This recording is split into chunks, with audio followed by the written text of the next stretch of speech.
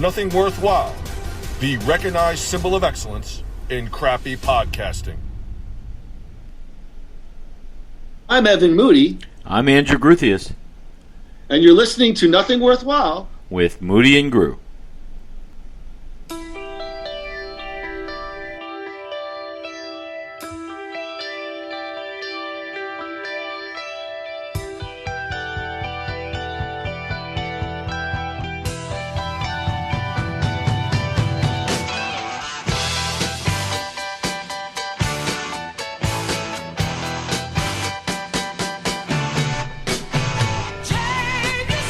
You mentioned I turned on Howard today, and it was in the morning. It was like a repeat, and then I saw that they promoted Mick Jagger. Mick Jagger. They were taping it. Yeah, they taped it like 1:15. I didn't hear the interview, but I heard the wrap-up show on the way home, and they called Mick the greatest guest in. Baba Booey called Mick the greatest guest in Stern Show history, and I'm like, no, Crackhead Bob is the greatest guest in Stern Show history. Well, You're missing the point. On the wrap-up show, you said he said he literally said. I didn't hear that. I didn't hear the interview, but but it was post. It was post interview. It wasn't. All right. I mean, they said it wasn't even that long. It was like 45, 50 minutes. I was intrigued when I read that he was going on, and I if I remembered, I would have listened, but I didn't remember. But I'm sure I'll listen. It's something I won't turn off. Do you consider Howard Stern the world's greatest interviewer? That's like his new moniker in this next phase, Howard. Nah, I mean, there are different there are different things. I don't know. It's like when I think of great interviewers, I think like Bob Costas. I think guys like that. Not take no prisoners. Not like it. They're the interviewers that are like take no prisoners. Howard's not a take no prisoners, but Howard not anymore. But he never was. It wasn't like he didn't like confrontation. That wasn't what was good. What was good is that he would ask questions that we were interested in. Exactly. Like we wanted to hear, how Johnny Depp screwed 3 women in a jacuzzi on the 35th floor of the Empire State Building or whatever. His early run as this so-called great interviewer, the early the 2013. They definitely put on some great long-form interviews, but I think now it's become very safe, very formulaic. I see no difference than going on The View, Good Morning, Jimmy Kimmel. They're all the same to me. They're just very middle-of-the-road, safe, MOR interviews that don't really reveal much. Who was a great interviewer? Did you hear the Jagger interview? No, you don't need to hear it. Come on. We're going to talk about track 4 on Exile on Main Street, from 40 years ago. Who was a great interviewer? Morton Downey Jr. Yes. That was a great interviewer. You're not going to believe Tell this. Me you I saw the watched, Amazon. Not only did I see it, like 6 years ago when it came out, I watched it last weekend. So did I. I swear to God, I watched that and I YouTubed old shows. I didn't YouTube old shows, but I saw it on my Amazon feed. I can't believe you said that name because I was literally on a Morton Downey Jr. run. I had an idea for the podcast. Oh, there's the great Marie. Hey, Marie. Hi. I'm angry with Marie. You're angry with Marie? Well, yeah. Because she's not coming to New York. All right. Well, why he's angry with me? Why? I am angry. What did I do? Because because you're not coming to New York. Oh, I'm sorry. She's sorry. I don't. That's not good enough. That's really not good enough. Ixnay, Avenye, New York Day. All right. Between the lines. We'll talk right. about it off here. No, but very good. Now I sound like Howard. Yeah, not so transparent. But it's funny because I saw it on my Amazon feed, and I never really watch Amazon. They have some really weird off-kilter documentaries, and I'm like, they have the MFN Morton Downey Jr. documentary that I loved 6 years ago, just like you. It probably came up. It probably came up. You know why? You know why it came up on your feed? Because I watched it, and you're probably using my account still. I'm not using your account. I bet that's why. That would make total sense. Well, I was thinking about doing something like Moody Downey Jr. for the podcast, doing some kind of Morton Downey ripoff, but just an idea. By the way, everybody, you're listening to a very special Nothing Worthwhile. Get out the black coffee, the Coca-Cola. It's a late night evening taping. We are live via Zoom. We like to call ourselves America's #1 bi-coastal podcast featuring two annoying Jews. My name, Evan Moody. I'm on the West Coast, Phoenix, Arizona. Annoying Jew number 2, his name, Andrew Gruthius. He's based out of Coral Springs, Florida. Groo, how the hell are you on this Wednesday night? I am wiped out. Long week at work. Okay, really shot out of a cannon. Thank you, everybody. Good night, everybody. No, yeah, I'm good. Everything's good. Just, very, very busy. Busy. It's people say busy all the time, but busy, over busy. Listen, busy's good. You don't end up at 3 o'clock in the morning with 3 dimes left in your pocket and dust in your wallet. That's good. I miss those days, though. Don't I know, you? So do I. We'll have don't even tell me you don't miss those days. I do. I mean, for the love of God, we were, I always quote my adventure with you, the Dukes of Hazzard, running out at 90 miles an hour, diving into your car at the speed of light, departing a certain establishment. Oh yeah, one of my more favorite stories. All right, Groo, let's get to it. We have specific news on our next podcast adventure. Moody and Groo we've joined the New York Yankees of podcasting, if you will. That's right, we're joining the New World Order of podcasting. Actually, Groo, we're joining the Last Action Heroes Podcast Network. Our new show for them will be Nothing Worthwhile Presents Van Damme, a podcast about Jean-Claude Van Damme. For our first show, Groo and I will be tackling 1986. I believe it's 86. It might be 84. No Retreat, No Surrender. We're going to have it this Saturday, whatever date that may be. Look for it wherever podcasts are sold. Groo, Van Damme, no Retreat, No Surrender. Any thoughts? Very, very excited. We've been talking about this for a while, and it's already the 2 movies that I've reviewed, that I've rewatched. Van Damme movies. They've been a lot of fun to rewatch. So we're very excited about this. We'll be doing that Saturday, I think, as you said. And that was the plan. So definitely looking forward to that. And it's great to be involved with this network of great podcasts.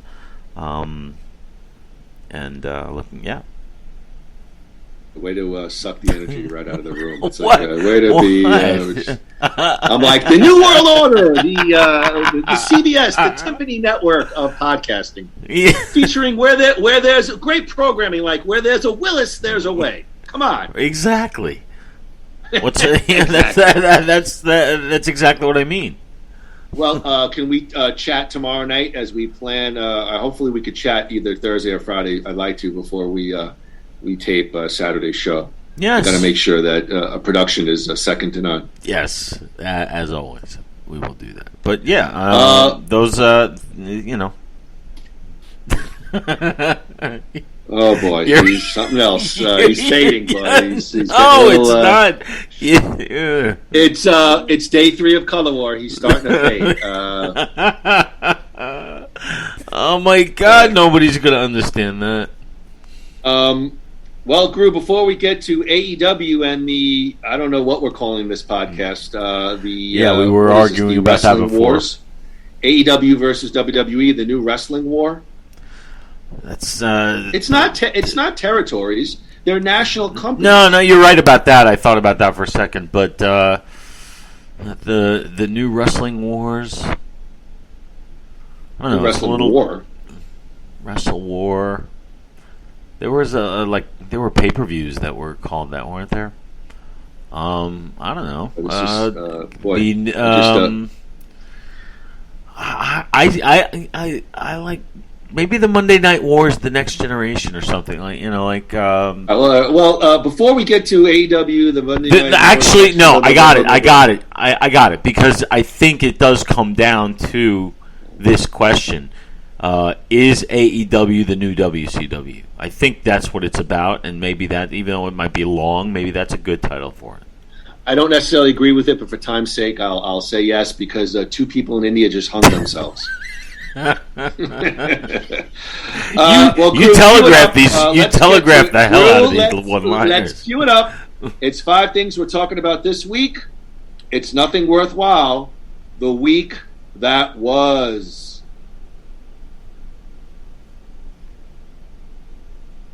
Week that was is brought to you by New You Life Center. Begin a new you. Check out all of their medical weight loss programs at www.newyoulifecenters.com. That's NUYOU lifecenters.com, or give them a call at 602-274-0068. Tell them Moody and Groo sent you and receive a big 15% off your first service. A big thank you to New You Life Center. Well, Groo, we're going back a week, but I was too lazy to refresh any notes. But here we go. Groo, last Monday, an interesting tidbit came out about the WWE, as many websites posted their updated banned word list. This means, Groo, that there is a list of words you cannot say on Vince McMahon's programming. According to F4W Online, WWE talent was given an updated list of banned words during their promotion of WrestleMania in Tampa, Florida. And we were there. Obviously, the list extends to your typical profanities, and there were a few interesting additions to the list, such as words as mofos, wife beater. Groo listed were blood choke, belt, strap, diva, headshot, trauma, kayfabe, diva, house show, DQ, spinal injuries, victim violence, violent wrestling, wrestlers, WWF, wife beater, curb stomp, phrases including the word push and being over, babyface, heel, job, jobber, card, strangle, kill, and murder. All were reportedly words making the list. Some of the words may make sense, but others are a bit interesting as well. Obviously, superstars can talk about the matches for the card on the show, but they actually can't say the word card. Article goes on to note that spinal injuries and violence, interesting additions that made the list as well. Groo, kinda silly, makes some sense. Groo, a banned word list from the WWE. The only word on that list that makes any sense is WWF. That's the only word that makes any. You were reading that list, and I was. There's very little to say. I mean, it doesn't make. Number one, it doesn't make at the least, at the minimum, it doesn't make sense. I think it's a bit much, but you don't think? I mean, they are a publicly traded company, and they do cater to, for the most part, to kids and youth. And old losers, dare I say, like us, still love the deal. And I think we always want a more adult product. I don't disagree with you, but I mean, I could see some of these words. What if I do think it's a bit much.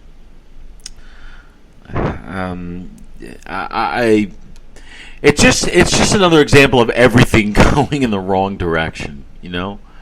I mean, well, what if I told you that WWE NXT 2.0, I don't know if you've read, and I watched a little bit of it last night because my beautiful Marie was feeling sick, so she went upstairs to bed early, so I put it on. Now, they have actually said, like, bullshit! You know, like they give you that one or two curses a show, like supposedly it's going to be a little edgy. Yeah. Isn't it like after a certain time? Isn't it like after a certain time of day, like 10 o'clock? It's an 8 to 10 o'clock. It's an 8 to 10 o'clock show. I think it's 2 hours. Which, by the way, they should cut it to 1, and it would probably be a much even better show. But it's funny, they have this banned word list, but now there's like I think on NXT 2.0 they're dipping their toe to see if like what would be the reaction if they went like a little bit more adult. But my problem is, adult to me isn't just saying a curse word on a show. Adult is maybe more sophisticated storylines, a little bit more edgier stuff, not necessarily cursing and women walking around in bikinis. You know what I mean? Yeah, but I mean, you're talking about a completely different kind of product. Like, what if they were to have divisions, like an adult division and a kids division? Do you know what I mean? Like something like a Monday Night Raw is like an adult thing, and a Friday Night SmackDown is aimed more at younger people. Did they do that? Maybe like in the early days of Raw, were they still running those very milquetoast Saturday shows? And yeah, but I don't think I think it was happenstance. I don't think that was the intent. I don't think that this is our family-friendly programming and this was our adults only. That it wasn't like that.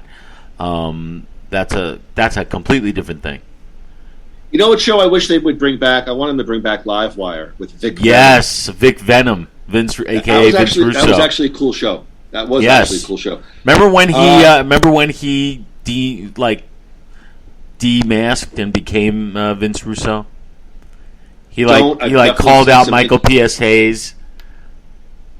Oh, he was Doc Hendricks. Yeah, and he comes on. Yeah, he comes on, and he's Doc Hendricks, and what's his name says, you're really Vince Russo says, you're really Michael P.S. Hayes, and Hendricks trying to deny it. It's really funny. You can YouTube it. It's great. Actually, that's probably a fairly big moment when they started to kayfabe. Yeah. Some people think it was great. Some people think it was the end of business as we know it. Groo, we'll get back to the WWE in a little bit, but Groo, terrible news on Tuesday. Norm Macdonald, the deadpan stand-up comic and beloved Saturday Night Live star from 1993 to 1998, has died after a private 9-year battle with cancer. Groo, Norm was 61 years old. He launched his show business career in the comedy clubs of his native Canada, where he perfected his signature kind of deadpan style. He went on to compete on the early reality TV competition series Star Search in 1990. I've actually seen a clip. He was in the infamous writer's room for fellow stand-up comedian Roseanne Barr's hit sitcom Roseanne during the 92-93 season. Norm Macdonald was known, Groo, for his SNL impressions of Burt Reynolds, David Letterman, Larry King, Quentin Tarantino, and many more during his 5-year run on the show. I'd love to stay at SNL forever, but you can't stay in the same place, he once told TV Guide in 1997. People think you're a loser. He exited SNL and was replaced on Weekend Update. Do you remember who replaced him on Weekend Update? Yes, Colin Quinn, right? Well, correct for 5 points. Hey. Norm Macdonald starred in his own sitcom, The Norm Show. That show ran for 3 seasons from 1999 to 2001. He appeared in such films as Billy Madison, The People vs. Larry Flint. He hosted a 1-season talk show with the appropriate dry title, Norm Macdonald Has a Show, for 1 season on Netflix in 2018. SNL, movies, Artie Lang, legendary appearances on The Stern Show, a nothing worthwhile favorite, Norm Macdonald dead at the age of 61. Andrew Guthius, floor is yours. Yeah, I think I said to my brother the other day, in watching all the tributes and watching all the the clips, I don't think we appreciated what we had while he was here. That dude. I just want to interject. That dude I was is just thinking fucking the same, hysterical, right? Yeah, I was just thinking the same thing. He really you don't really think about him in the great comics, but man, when you watch his stuff, you can't not laugh. I mean, it's. No, maybe he was so far ahead of his time, or maybe I don't know. Maybe there's something about it that didn't quite click that made him kind of off the radar. Kind of like cultish in the early days, but now it's he had a very dry signature style. Do you feel? I would say some of his jokes hit the mark. They might have been a little bit mean, or they were biting and cutting. He wasn't politically correct for the most part. Maybe that had something to do with it. It didn't bother me, but it may have bothered others. It was borderline Don Rickles, like where you know Don Rickles is doing it. That's his shtick. Norm Macdonald was just shy of that kind of awareness of like winking at the audience, even though I think the audience was always in on the joke, and that's why he was so funny, because he was like a Mitch Hedberg kind of. Remember Mitch Hedberg? I do remember him a little bit. Kind of like that, and like somebody like an underdog. That's what I see when I see Norm Macdonald. I think maybe that goes back to his firing from Saturday Night Live. You spoke about that briefly, and it's rest in peace. Real, I don't know. Just everybody's dying. Everyone loves the Burt Reynolds, but damn, his Letterman and Larry. Oh King my on God, SNL Letterman! He's the funniest he's not a by bad far. Impressionist. He's not a bad impressionist. But he's almost like he's himself. Yes, of course. He's himself, just like it's always Norm Macdonald being Burt Reynolds. He doesn't disappear into the. He's more Dana Carvey than Phil Hartman. Well, okay, interesting analogy. I was just going to say, I think any good impression on a show like SNL, it's almost a caricature. It's not even, perhaps some of them are not even close in the mannerisms. It's just the way that it's presented in the comedic stylings that make it, for me, very, very funny. It's not necessarily they're hitting the mark on every mannerism of the, his Letterman, his Larry King, they're so... Oh, my God, Larry King. Oh. If you only had one movie to see for the rest of your life, it should be Gattaca. Not a bad movie, by the way. I've seen Gattaca. So, well, my first thought was, after I heard it, was like, I hope Artie Lang could handle this. Now, I believe Artie went on some podcast and gave a statement. I believe Artie, I read something in the New York Post, he's kind of laying low. He's with his mom right now and just really, he's maintaining his sobriety. And I just was worried because I know he was really close with Norm. He put out a statement. He did tape something that I think was on maybe Nick DiPaolo's podcast, but, acknowledging Norm's death and what massive influence it had over him. You ever think that with Artie, this is just what it's going to be? It's going to be lows then highs and extreme lows, extreme highs until, I don't know. That's what I think of when I think of Artie Lang. Well, I'm rooting for him. So am I.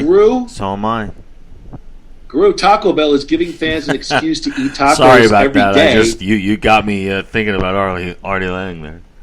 In the vein of Artie, the fast food chain, which is owned by Yum Brands, which is a very solid stock. I have owned that in different periods of my life, recently launched a monthly subscription service called the Taco Lovers Pass, which gives subscribers one taco a day for 30 days.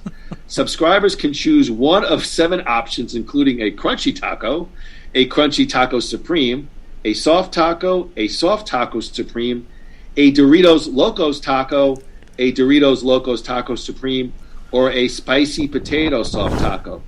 However, Groo, the new subscription is only available at 17 Taco Bell locations in, of all places, Tucson, Arizona, until November 24th. The Taco Lovers Pass will cost between $5 and $10 a month, depending on the location. Subscribers will also have to pay for most ingredient swaps. News of the subscription service comes soon after Taco Bell announced that it will collect sauce packets nationwide in partnership with TerraCycle. The program is a way to divert sauce packets from going into the landfills. According to a press release, Groo, we have streaming services, now taco services. Your thoughts? You set me up badly there. Well, yeah, I gotta serve you up for the. Yeah, I know. That might have been a slow news day. I was looking for something. See, I laughed as you were saying that. I was laughing. Hey, let me ask you a question. Here's my question: could you see fast food chains doing something like this though? Like No, no, I can't. But yet, but then you said, but as I was saying, as you were talking about it, I was thinking about it. I was laughing. I was like, "Oh my god, this is the most ridiculous thing." But then the thought comes in my head: if Arby's does this with roast beef, I'm there. It's like that. That was the thought. So people are just getting lazy, and myself included. Would you pay $15 a month to Arby's to have you can go for 30 days and get one roast beef sandwich a day? I would have to go there? Maybe they'll deliver it. I don't know. Would you do something like that? The new streaming food service? Just streaming. I've thought about it already too much. The answer is no. But the point is, I thought about it for a second there. I was like, he just really described something very, very interesting.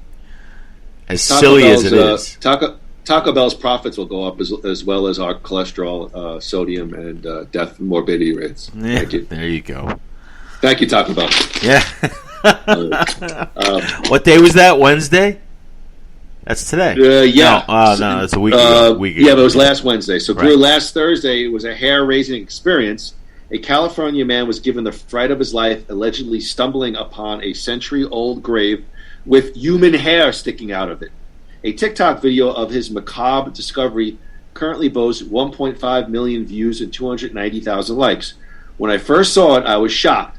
I wasn't exactly sure what I was seeing was real, Joel Morrison told Jam Press. It was really effing gross. But upon closer inspection, I realized that it was definitely human hair coming out of the grave. The stunned 37-year-old handyman added, the point-of-view TikTok video shows the alleged 100-year-old tombstone with a tuft of thick locks protruding out of a crack in the stone like a Hollywood prop. You want to see what it looks like? Yeah. Let me share my screen. I mean, this is... You disabled screen sharing. I'm sorry about...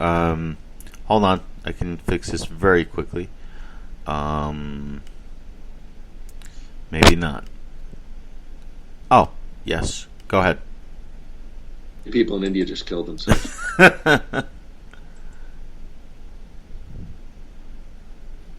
All right. Do you see that? Yeah, I see that.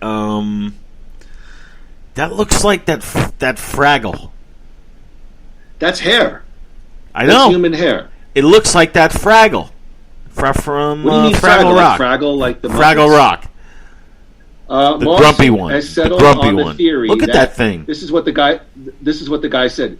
What looks like happened to me is that there was a very large tree close to the tomb grave, and the roots from the tree had grown up into the grave, disrupting the concrete barrier and the brick mortar, possibly pushing up the remains. Then once the grave was open, squirrels, rodents, and whatever other animals were free to go in and out. It looks like maybe they were trying to nest in the human hair. Unfortunately, the cemetery explorer didn't get a chance to probe deeper. He explained that when he returned the next day, he discovered that the hair seemingly had been pushed back into the hole, and which suggested that this could be the handiwork of a groundskeeper. Grew hair today, gone tomorrow. That is that's got to be like the work of a groundskeeper. Somebody had to do that. Think that this is a goof? I mean, it's. I mean, look. Either you believe there's something, funky, or you don't. And I'm too much of a cynic to cop to anything else. Somebody has to be screwing around. If you saw that, would you be freaking out? I think I'd be really freaking out. If I saw it, I don't know. No, I thought I'd share a cool picture. You seem very underwhelmed. No, I know. I'm pondering your question. No, I'm pondering your question. No, I'm pondering your question. I'd probably take a stick. I'd probably take a stick and poke around a little bit. I mean, I don't make it a point to walk through cemeteries very often. So anyway, there's the okay, all right, whatever. Gru, last one on the following Monday, Manny Pacquiao future Hall of Fame boxer, which I believe he actually announced his retirement yesterday, officially announced that he'll be running for the president of the Philippines as he accepted the nomination for president during the National Assembly of the PDP Laban Party. I am a fighter. I will always be a fighter inside and outside the ring, Pacquiao said in a live stream speech during the assembly. I am accepting your nomination as a candidate for president of the Republic of the Philippines. Pacquiao lost his last fight, Groo, a 12-round decision against Yordenis Ugas, which was actually considered a shocking upset loss. I believe Pacquiao announced his retirement yesterday. Groo, while Pacquiao's career in boxing might be over, it seems that his political career has only just begun. It remains to be seen whether or not he will become the president of the Philippines. Groo, the Rocky of the Philippines, running for president. These guys just are so afraid of becoming privately nobodies. They just need to do something that's going to keep the spotlight on them.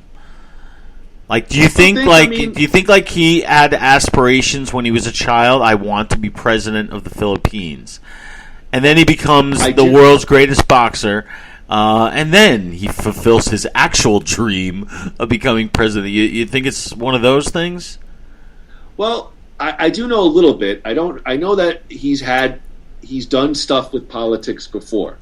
I do know that. I don't know much about it. I do know that. I mean, all right. If he's good for the people of Philippines, I'm not against it. Oh, I'm not against it either. I'm just, I mean, I'm sure he could do fine things for, for the people of the Philippines. But I'm just saying, it's like these people just can't. They use their name recognition to. Well, and it's effective. And it's effective. Yes, I would say that too. Right? Yeah. And I guess that's nothing new. I guess a lot of people, like Reagan, people knew him as a movie star first. So I guess it's always kind of been like this. Absolutely. Before we close it out, a couple of things on the week that was, just a couple of minor tidbits or not so minor. Grill, we've talked about it before. Genesis Tour started in England. The reuniting of Mike Rutherford, Phil Collins, Tony Banks. Major news outlets covering it, calling Phil Collins frail. He has to sit down the whole show. Any quick hitter thoughts on Genesis and the reunion tour? Yeah, a couple. I've seen some clips, and the music is great. And Phil is like he's.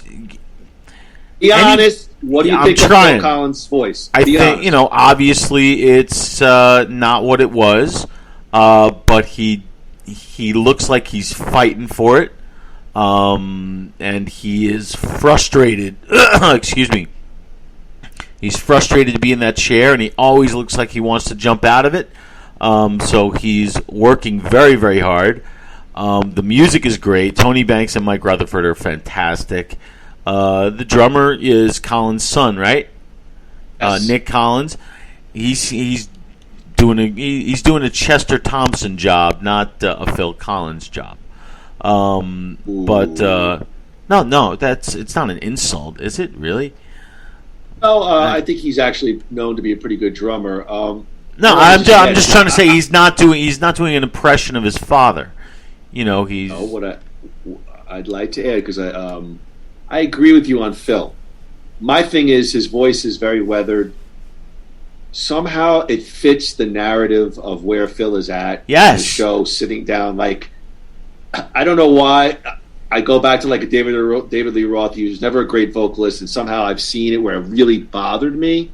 Phil, and by the way, Phil is nowhere near that sort of real off kilter kind of deal. But right. Clearly, he cannot hit some of the notes. He can't hit the notes, but the notes he hits.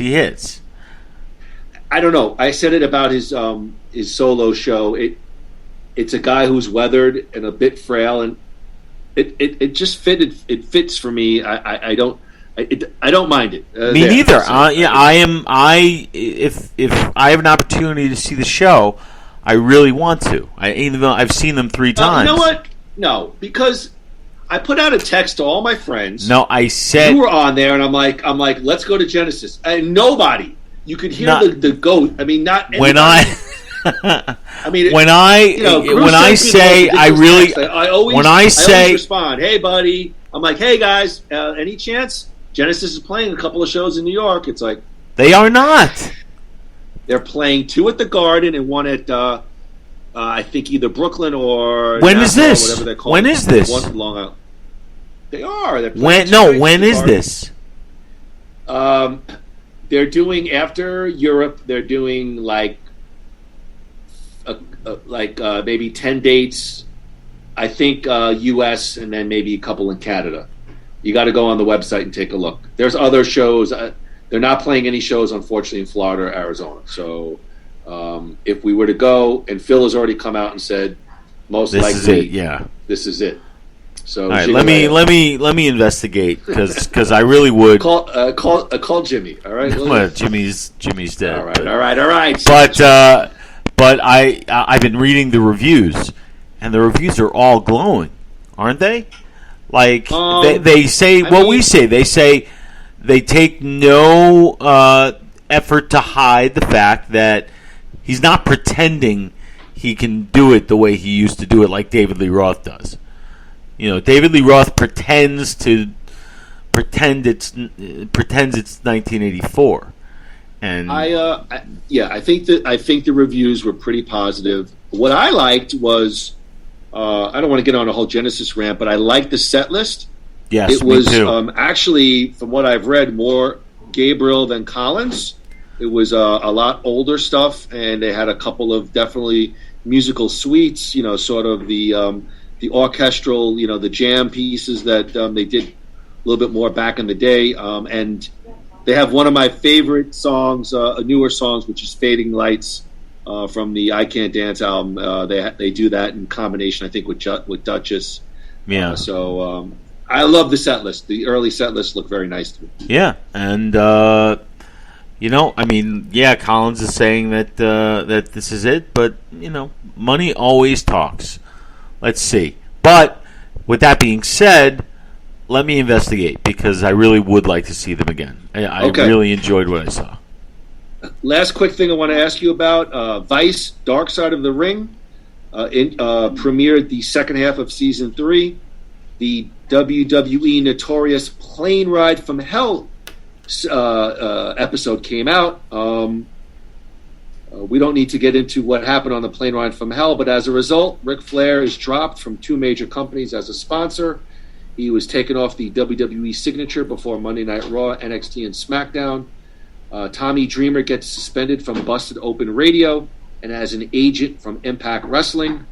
Brock Lesnar was accused of exposing himself to Marlena, a.k.a. Terry Reynolds, and more other, you know, juicy tidbits came out. You saw the episode. Basically, Jim Ross says Ric Flair was not disciplined because he was, quote, a made man.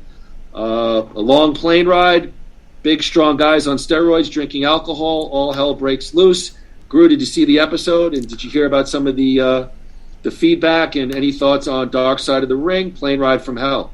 Well, Dark Side of the Ring itself, I'm not a fan of, only because they pale by comparison. I know why you're not a fan. No, I'm not I didn't say I wasn't a fan. I said, you know, they pale by comparison to like the WWE produced. Okay, things. may I give a reason as to why I think you don't like it as much? Yeah, I figured that was it. I know you don't like those those bad actor yes, and they're all I was just going to say that. Yes, those recreations. Yeah, they're very distracting. Like a zoom filter. There's like a zoom yeah, filter like you know, like, or maybe the effect that they're going for is you really hope that you're watching the actual guy for a split second, and if that's what they're going for, then good for them. But I saw about half the episode, and I didn't really love the episode. There wasn't much that I hadn't heard in, you know, like wrestling lore. But yeah, you know, it's always interesting to hear the people tell those stories, like the people you don't think of, like the Tommy Dreamers, like you said, and you know, the guys you don't hear from as often as the guys you wouldn't see on a WWE production. So, Well, but I hate the fallout, though. I hate the fallout. It's so stupid, but it's the culture now. That's what it is. Well, and it's not going anywhere. Tommy Dreamer, that one really surprised me when I heard it, but I guess I shouldn't be, because he basically went on and, kind of gave his boys will be boys narrative, and Ric Flair will be Ric Flair, and that, he didn't go over the line, but, Ric's nature is to get real close to the line, but he didn't go over it. And, he kind of wrote it off, his comments as boys will be boys. And what bothered me a little bit was, of course, Dave LaGreca on Busted Open Radio. He got on his high horse and was like, that S wasn't going to fly here. And, they suspended him. And he lost. I guess he lost, or he's suspended from Impact Wrestling, which I don't watch Impact, but I know he's a pretty big timer with them. So, did Busted Open suspend him? Yep. Yeah. I think so that means Sirius XM suspended him, which is a big deal. Yeah. Yeah. So, all right. Vice Dark Side of the Ring, Plane Ride from Hell. Groo, today's Nothing Worthwhile podcast. I don't know. WrestleWar 2021. That's good. If that's, I like that one. That's good. WrestleWar 2021. WrestleWar 21. 3, 2, 1. Groo, tonight's Nothing Worthwhile. Tonight's Nothing Worthwhile podcast. AEW. And take again. Groo, today's Nothing Worthwhile podcast. WrestleWar 2021. Yes. It's brought to you by New Youth Life Center. The journey is everything. Phoenix Entrepreneur Magazine named them in the top 15 med spas to watch in 2021. Where will they be in 2022? Check out all of their medical aesthetics and cosmetic injectables at www.newyouthLifeCenters.com or give them a call at 602-274-0068. Tell them Moody and Groo sent you and receive a big 15% off your first service. Thank you to New You Life Center. Groo, the very beginnings of All Elite Wrestling AEW go way back to May of 2017 as professional wrestling journalist / known douchebag Dave Meltzer made a somewhat... I used to like Dave Meltzer. Now I just so did I. So snarky and very anti-WWE. You hear anti anything other than like New Japan. Yeah, right. Yeah. So he made a negative comment that American professional wrestling promotion Ring of Honor could not sell 10,000 tickets for a wrestling event. The comment was responded to by professional wrestlers Cody Rhodes and the Young Bucks, which is the tag team of Matt and Nick Jackson. These guys were top stars to Ring of Honor and good friends both inside and outside the professional wrestling ring. They were part of the Bullet Club and later the Elite. So, Groo, they promoted and held an independent professional wrestling event called All In September of 2018, featuring wrestlers from Ring of Honor as well as other independent promotions. The event sold out in 30 minutes and held the largest audience in attendance for a professional wrestling show in the U.S. not affiliated with World Wrestling Entertainment or World Championship Wrestling since 1993. Groo, the event was attended by 11,263 people. So the event was much acclaimed, and it led to much online speculation that Cody and the Young Bucks could expand their ambitions and create their own professional wrestling promotion or do even a second All-In event. Pretty crazy stuff, Groo. Over 11,000 people. Capitalism at its best for a non-WWE show. Groo, gotta admit, pretty impressive. It's a great story, but fuck Cody Rhodes. Because really? Yeah, the only reason I say that is because I like Cody Rhodes, but I like Cody Rhodes in the WWE. I like that Stardust character. I liked him in Goldust. You don't think... well, let's talk about Cody for a second. I mean, you don't think the writing was on the wall? I mean, he was there. I thought his biggest run was... I thought when he was on SmackDown with the mask and the disfigurement, and then he kind of went into the pretty boy, he was like a strong mid-card guy. Yeah. He had that great song that John Cena used to sing. Yep. And he just never was able to really reach the top level. And at Stardust, I was entertaining, but I think he hated it behind the scenes. And I knew that. I think the writing was on the wall for him. Yeah, I just you couldn't be more right. I just hate when that happens. You know. I mean, you don't think it's somewhat, I don't know if ballsy is the right word. It's a different situation now, but back then, 2017, to just leave the WWE on your own, leave that probably that comfortable money to perhaps go out on your own to kind of do it your way? I think it's unbelievably ballsy. I have nothing but respect for him, and I'm sure what he's created is phenomenal for those who enjoy it. I mean, he's fantastic. He is a great promoter.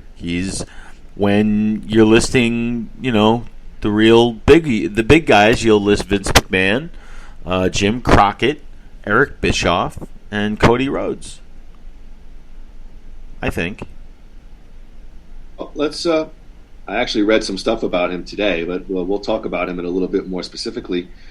Groo, on November 5th, 2018, several trademarks were filled in Jacksonville, Florida, that indicated the launch of All Elite Wrestling, AEW. Names filed for trademark included All Elite Wrestling, AEW All Out, Double or Nothing, Tuesday Night Dynamite, AEW Double or Nothing, and several logos. In December of 2018, Cody, the Young Bucks, and several other wrestlers officially left Ring of Honor. Their official announcement of AEW's creation came at midnight Pacific Time on January 1st, 2019, in an episode of Being the Elite, a YouTube web series created by and featuring Cody and the Young Bucks. Also announced on the episode was Double or Nothing, AEW's inaugural event, and the sequel to All In. Any thoughts about the use of social media and YouTube and in pushing forth a wrestling promotion? Yeah, they were. I mean, that's the route they chose, and it took a lot of guts to do that. But they saw that individuals were becoming very successful on YouTube, and people were they were really looking at those likes and those subscriptions. Those numbers were really mattering, and they saw a new avenue. They saw an avenue that the WWE hadn't conquered, and they got it. It was very innovative. Well, what I would say is Groo has some experience. His Taki Hot Chip Challenge YouTube video had over 2 million views, and I don't know if you saw his Mentos and Diet Coke challenge. That really went through the roof. That was almost 3 million views. Really incredible stuff, Groo. Yeah, that's why I didn't get laid that summer. Yeah. God damn it. Yeah, it was those YouTube videos, God right? Damn it. Yeah, I know those damn YouTube videos. On January 2nd, 2019, Cody and the Young Bucks officially signed with the promotion, AEW, as competitors, as well as serving as AEW's co-executive vice presidents. So the organization was backed by entrepreneur, football executive, and longtime wrestling fan Tony Khan. Tony Khan was announced as the president of the company. Tony and his father, Shahid, were reportedly backing the promotion as lead investors. Groo, the Khan family are billionaires and part of the ownership group of the Jacksonville Jaguars and the Fulham Football Club, soccer club out of England. The Khan family is pretty well known in professional sports circles. Groo, billionaires to compete with fellow billionaires. Monday Night Wars Part 2. I mean, but I didn't take it seriously at that time in the beginning. I figured it'd be another TNA, which was in itself like another NWA, AWA, the minor leagues compared to the WWE. That's what I figured this new one would be. Do you take TNA more seriously when they brought on Hogan and Bischoff? No. In fact, you'd be surprised. I never watched it. I'm and you know what a Hulk Hogan mark I am. I just did not watch it. I wanted to see. I wonder why I didn't watch it in TNA, but I would watch it in WCW. That's an interesting question. Did you feel like beyond the platform, its freshness expiration date was that many more years, and it's just tough to sort of reinvigorate. Like, you know what I mean? You're now another 8-9 years down the road, and it's still kind of the same shtick. And actually, it was guys whose formula ended up not being successful in the first go around. In the end, we know that there were some very incredible highs, but you're bringing back guys that really at the end didn't win. I mean, that is the truth of it. Hey, at the same time, how many of these things have a happy ending? You know, but you're right about that. There's just something about Hogan in a WWF ring or WWE ring that you don't get. But I'm trying to think of if I would watch today, like you know, because every time he's 70 years old. No, I know that, but you know, I know that, but like every time they announce that he's going to be on, that's a time that I'm absolutely watching, whatever a train wreck it might be. You know, it's just that's one thing that will never fall out of favor with me, no matter what. But it's interesting that of my ignorance of TNA, I don't think I ever watched one episode. You know what I did watch? What? I know Groo doesn't watch late night television, but however, Neil Sedaka is on Merv Griffin, and Groo will be. No, I did watch. TV tonight. I did watch the reality boxing show they did, wrestling show they did. Hogan, Bischoff, and right, don't lead us down this. No, I did watch that. I did enjoy that. That's all I'll say. Here. For me, it just look TNA. The infrastructure, the presentation wasn't as sweeping as WCW, and then it was 8-9 years later. They're that much older. Hogan was already. I don't even want to gander at his age, but I mean he had his final match in TNA. Here's an interesting question. Do you remember they went to Monday nights for a brief period of time for about 3 or 4 months? It was unsuccessful. The first Monday that they went on up against Raw, do you remember what the WWE programmed against it? Like what went on Raw? The first Monday that TNA went to the first Monday night TNA went on against Raw. No, that's how much I ignored. So the WWE TNA. Listen to this counter programming. Bret Hart coming on for the first time in 13 years on WWE programming, and made up with Shawn Michaels and started the Vince McMahon storyline. Made great counter program. And who won that one? I'm pretty sure the WWE. Wow. I think with TNA though, they had that, and just to show you, I never really watched. They had that weird ring. Had the 6-sided ring, yes. Yeah, I to me that was like, and I don't watch MMA. To me, that's it's just something I'm not interested in. The WWE had a table for 3 with all TNA guys. It was like AJ Styles, maybe Matt Hardy, and somebody else. And maybe AJ liked, by the way, he admitted that he liked the 6-sided ring, and the other 2 guys were like, no, it was garbage. So anyway, I never saw that. I'd watch that. Cody's wife, Brandy Rhodes, was announced as the company's chief brand officer on January 3rd, 2019. On January 8th, 2019, the company held its inaugural press conference on the forecourt of the TIAA Bank Field. That's where the Jacksonville Jaguars play. Okay, let me get my notes here in order.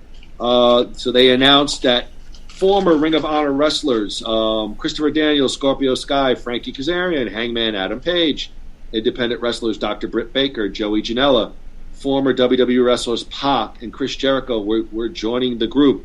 On February 7th, 2019, the group held a press conference where tickets were released for Double or Nothing. That was, I think, their first big pay-per-view. Other announcements included Kenny Omega joining as a competitor and the company's 4th co-executive vice president, as well as the signings of the Lucha Brothers and a few other people. Exciting time for AEW as it's in its infancy stage. Here's what I want to find out from you. Any thoughts on the performers being executives as well? I mean, Triple H did do it for a time in the WWE. A lot of these guys are executive vice presidents. I have some thoughts about that, but I'll throw it to you first. Well, that's why I didn't take it seriously. I looked at it, but then I remembered later on. Maybe somebody said it. All the guys who did it before, or many of them, were wrestlers as well. Maybe not like a McMahon, but like Kevin Sullivan or Dusty Rhodes was involved in promoting. I think San Martino was for a time, but at the time I was like, yeah, that's why this is going to fail, because these are inmates running the asylum. So I just didn't take it seriously. I didn't pay attention to anything they were doing, and they hadn't really signed anybody that I was surprised by yet. So I didn't take it seriously. So I think initially, the thoughts of performers as executives, it's an interesting one. I think Andy will get this analogy. If you think of like an Israeli kibbutz, it's like almost like this collective, but yeah, they're in their own. They have their own rules, their own world. I think it's caused them problems. I just read today that Cody Rhodes doesn't speak to any of the other executive vice presidents, and Tony Khan has taken all of creative. It's under his umbrella. And again, you sort of just thinking about that briefly, like WCW, you hear about like Kevin Nash. You've heard over the years, even in the WWE, guys who get on the booking, the booking committee and executives and book favorably for themselves, Yeah. So it's not surprising, but I don't know at the end if performers as executives is a good business model. Yeah, and I didn't look at Triple H in the same vein, because Triple H kind of retired into it. Cody Rhodes is younger than us,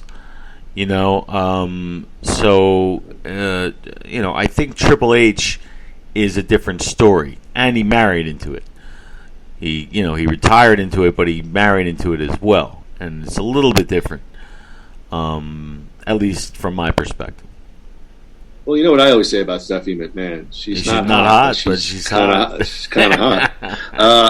On May 15, 2019, AEW and Warner Media announced a deal for a weekly primetime show airing live on TNT. The network that formerly had broadcast WCW's Monday Nitro during the Monday Night Wars from 1995 to 2001. CBS Sports described AEW as the first company with major financial backing to take a swing at the beginning to compete with WWE on a major level in nearly 2 decades. Groo, best for business to finally have some competition. Well, my attitude was probably like what the WWE's was.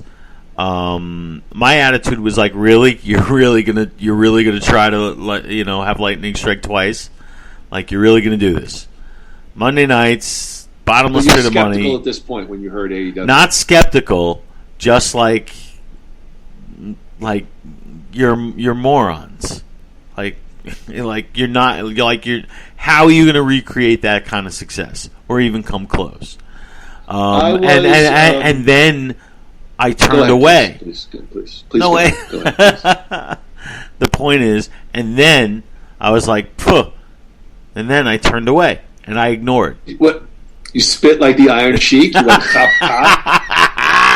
That's great. Yeah. Chot fui. Back to the WWF, or WWE. And I think that's what the WWE did as well. They were like, seriously? All right, fine, whatever. And then they just went and did their business as usual. I don't think they changed a thing. I was intrigued from afar, but I will admit that I didn't make me change the channel. Didn't change any. I mean, the Khan family. I knew of the Khan family from the Jacksonville Jaguars, and it definitely intrigued me that this company. I mean, this is major financial backing. This is not, TNA was like a soft drink company, a mid-level soft drink, like energy drink. Whatever the female's name was, I forget. Dixie Carter, right? They got money, and they got money to burn and money to compete with WWE on a major stage. So, I was intrigued from afar. but I wasn't changing the channel. I don't want to take us down this rabbit hole, but you did your little Iron Sheik. Have you watched the WWE show on AE, the Buried Treasures, the WWE Artifact show? Not yet. Somebody at work was telling me about it the other day, and I was very intrigued. I won't tell you about the show, it yet. But they have one on about the Iron Sheiks, the clubs that he used to swing, the weighted clubs. Remember he did that? Yes, and he said the shoes. They didn't do the shoes, but they had one about the weighted clubs where I do remember that. Yes. Yeah, it was great. It was great seeing the Iron Sheik. All right, they're in it. Like Sheik is in it. No, he's no. But they had Sergeant Slaughter. It's a little staged, but it's interesting. They do give you a lot of great information about a lot of artifacts, and you get to see the WWE archives. I mean, they have a huge facility. I know about that. Pritchard's talked about that. I think. And they got a full-time archivist, and one of the guys from NXT is the host. I forget his name. He's a good guy though. He's good on the mic, and he travels all over the country. It's like he'll get like his. It's like almost like Mission Impossible. He'll be like on a Zoom call with Triple H and stuff. He'll be like, "We need you to track down Jerry the King Lawler's, crown from 1976." Oh, I would get such a kick out of the show. I'll watch. Yeah. Check it out if you get a chance. I will. All right. On May 25th, 2019, May 25, 2019, AEW produced their first ever pay-per-view. It was called Double or Nothing. It took place at the MGM Grand Garden Arena. Saw the debut of Jon Moxley, a.k.a. Dean Ambrose from the WWE. Also, during Double or Nothing, pro wrestling veteran Bret Hart unveiled the AEW World Championship belt.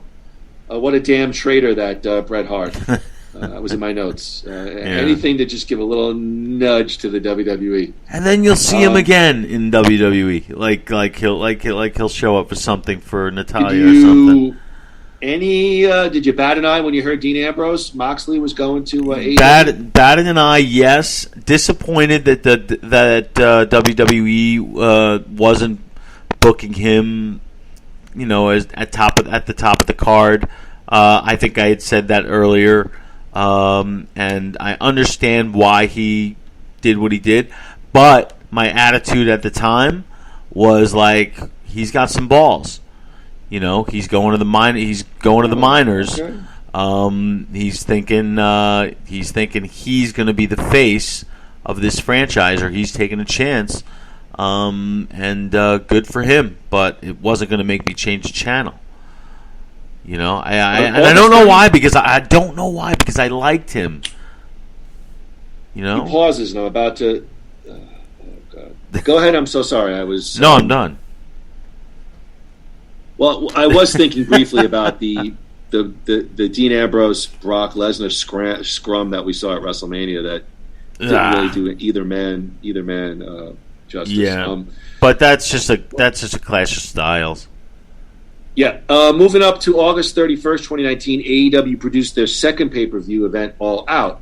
At this event, the AEW Women's World Championship belt was unveiled, and in the main event, Chris Jericho defeated Adam Hangman Page to become the inaugural AEW World Champion. Wait. We skipped over Chris Jericho.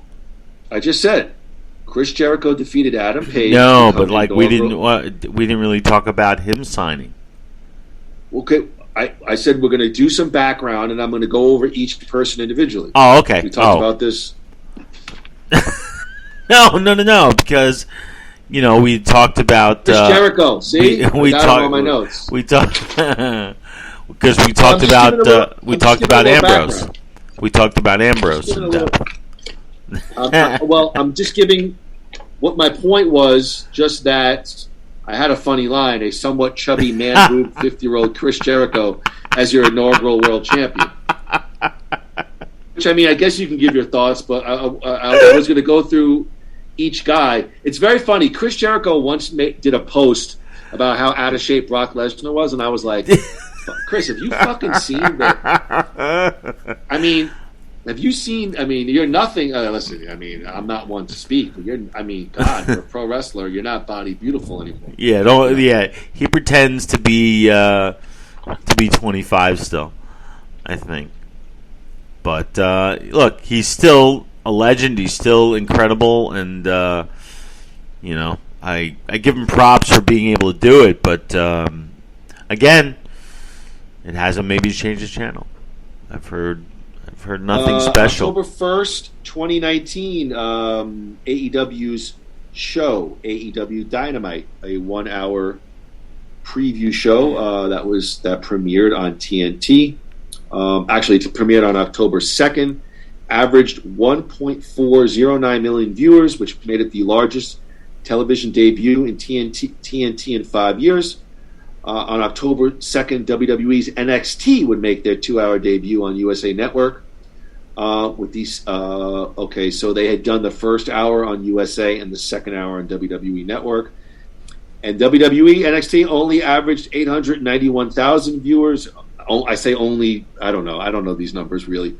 Dynamite beat out NXT in viewership and more than doubled its competition in the key adult 18 to 49 demo, scoring 878,000 viewers compared to NXT 414,000. This would be the beginning of the Wednesday Night Wars. Groo, to be frank, AEW won the first salvo of the war as NXT eventually moved to Tuesday nights. Groo, the first time in a long time, we got two fairly major wrestling promotions slugging it out on TV at the same time. Say what you want, but it looked like the WWE got pinned in this initial bout. I don't know. It's like a single A team beating a triple A team, or a double A team in one game. Kind of flukish. I remember thinking at the time. And again, it's not a big deal because NXT is still the WWE's minor leagues. As popular as it was becoming with the fans, they weren't beating the WWE. They were beating a subsidiary of the WWE. That's kind of the way I looked at it. And I still look at it that way a little bit. Because I still don't watch NXT like I should, but don't. I don't watch WWE like I should, but don't. I texted him. I go, hey, great show, Extreme Rules. He's like, what? What are you talking yeah. about? We do a podcast about wrestling? Well, I honestly, Extreme Rules is a SmackDown one, right? No, they're all. Oh, they're all mixed now. Combo. I went through that card and I was interested in nothing for some reason. I believe that I wasn't interested in Roman Reigns and Finn Balor because it was just a brief stop before Roman's thing with Lesnar, which hasn't even started yet. You know what I believe? What? I believe the children are our future. Treat them well. You can let them lead the way. Here's what I'll say to your comment about NXT. Now, at that time, NXT was really being pushed, would you not say, as the third brand? I mean, now they've taken some steps back, and they're trying to be more of a... Now, if you said to me today, I would say, yeah, because they were talking about on Busted Open. They got some real green wrestlers, like this is their first time in front of studio crowds. Braun Breaker, they got... I think you'd actually like the unpolishedness of the show. You should give it a shot. However, back then in 2019, you had. They're not. Listen, it's not top level SmackDown Raw guys, but NXT was. You don't think the WWE was pushing them as a major third brand? Like, I thought that was great counter programming, and I thought at least you'd get like a draw. I was surprised at the NXT. Both. Here's how I saw it. They're not killing the ratings, but I don't know. I felt like here's how I saw it. If I had, go ahead, Andy. Yes. Go ahead. If it was back in the Attitude Era, it would be Raw, SmackDown a close second, and then you got Sunday Night Heat, which not too many people cared about. That's what NXT was to me. That distant third cousin. The the All-American Wrestling on Sunday, as opposed to like the Wrestling Challenge and Superstars of Wrestling on Saturday. It's like, for me, it's like Brazzers, Vivid, and then Arco. Oh, wait. What's Arco? I don't know. Is that gay porn? Marie. She's upstairs. Braxton.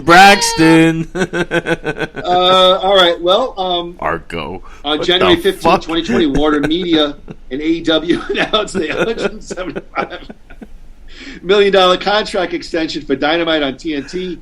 And then 2023, and AEW would be launching an upcoming second television weekly show, later revealed as AEW Rampage.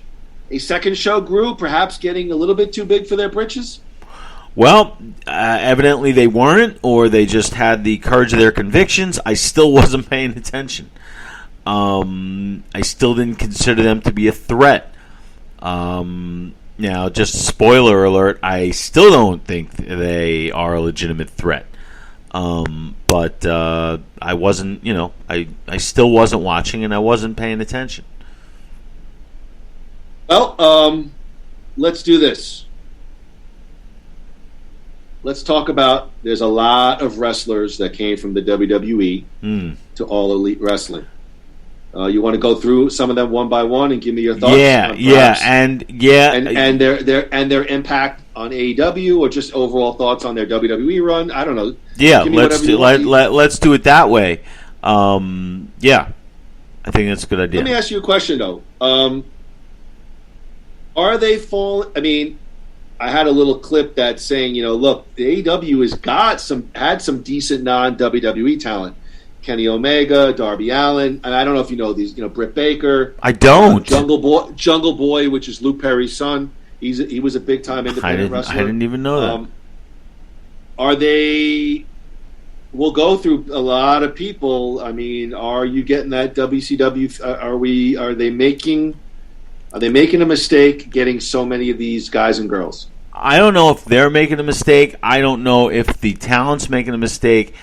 Maybe they're making money, but they're not, and maybe they're just not trying to beat the WWE. Maybe they're just trying to be a successful wrestling promotion.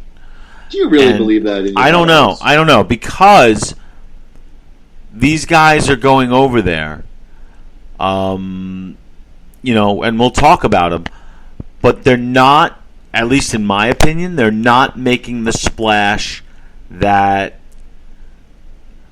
To me, the splash is when I'm turning the channel. I agree. And I'm not yet. I did not watch anything. I looked at clips I never watched a complete clip of any one of the people you're going to mention. Not one of them. I took a look. Oh, interesting. And went away. Yeah, I haven't either. But, I've said it before. I mean, these are a list of impressive names. I think I agree with you. I sort of consider myself, and to you a certain extent, as the barometer of the people. But I don't think come on, just go with me. I mean, I believe if I'm interested, then a lot of other people are. I've already been on the podcast. I've said I don't have time in my life for 2 wrestling shows. And now we have what, 7? I've said I don't believe professional wrestling has the stranglehold on the TV product that it did. We know it doesn't. That goes without saying. But that's I don't think that's got anything to do. Or I don't think it's got that much to do with the talent and the type of product. There's nothing that's that's got any kind of stranglehold anymore, because there's so much content in every arena, every kind of thing. There are 30,000 things. I don't know what to fucking watch anymore. Like there's so much. There's too much choice. So it'll never be It'll never have any kind. It'll never make any kind of huge splash ratings-wise. Headlines-wise, maybe. But ratings-wise, no. I don't think that'll change much. Nothing changes, really. I tend to agree. So just how many former WWE superstars are currently wrestling in AEW? Let's take a look, Groo. Let's start off with Cody Rhodes, 10 years in the WWE. Started in OVW. The son of legendary Dusty Rhodes. Article says he had a WWE ceiling in the form of a great run as Intercontinental Champion, sort of known as the John Cena of All Elite Wrestling. Groo, Cody Rhodes. Good for him. I wish he would have done better. Like I said earlier, that he would have done more in the WWE.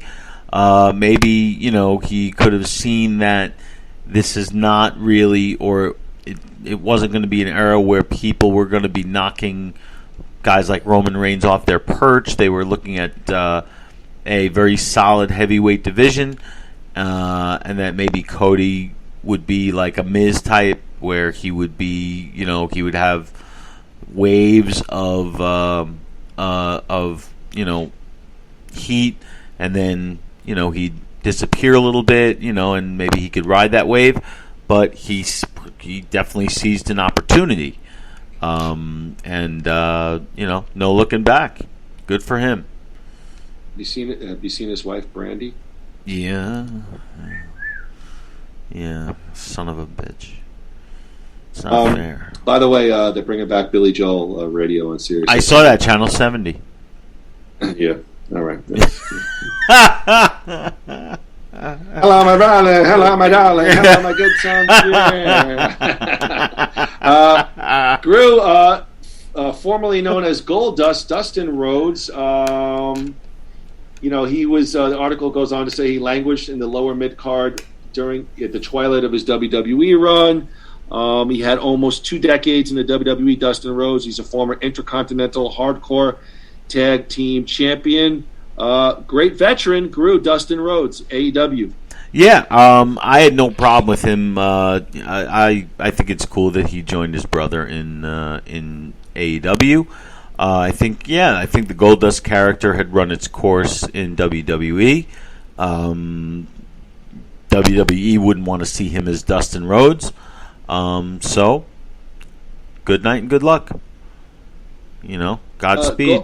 Goldust is probably, from my generation, one of the greatest wrestling characters. Yes. They were able. You're damn right. So nimble, they can move it into weird place to normal place. It just was a great character. And Dustin sold the hell out of it. But I think the times were not going to allow for that character to do what it needed to do to be that character. Plus, his brother needed him. So, no harm, no foul. Gather around people wherever you roam, and admit that the waters around you have grown. Other times they are changing. Here's our next person. Break the walls down. This one pissed me off. He's known as Le Champion and the Demo God in AEW. He was really the first major signing of AEW. Let's see here. Groo, the article goes on to note he's a Grand Slam and Triple Crown champion in the WWE. He was WWE's first ever undisputed champion, as well as a nine-time Intercontinental champion. It's a big name. Chris Jericho. Groo? This one pissed me off because it didn't make sense. He was over as hell in the WWE. He was getting segments on every Raw or SmackDown, whatever show he was on. He was always getting some kind of segment. He was a star. His heavyweight championship days were behind him in reality, but he was still probably drawing money, and he must have just gotten offered the moon to sign. That was like a Hogan signing in a way. Not quite as big, but go where the money is, maybe. But that one, but it still didn't, change the channel. You know, it was like, all right, you're wrestling over there. I'm not paying attention. But have you seen Moxley's early stuff? He was a real hardcore wrestler. Like he was a real. You mean NXT? Tubes, no, before WWE, like when he was an independent guy, he did like all. Oh yeah, I've seen a couple. You told me to take a look at like light tubes, like death matches and stuff, like real. Yeah, he was like a mini Foley in a way. Oh wait a second. Oh wait, I just moved on to Moxley. Did we say Moxley? Did I have a brain fart? No, we talked about John Moxley, Dean Ambrose. We talked about Moxley. We did. Yeah. Okay, how about Matt? A whole Hardy? segment ago.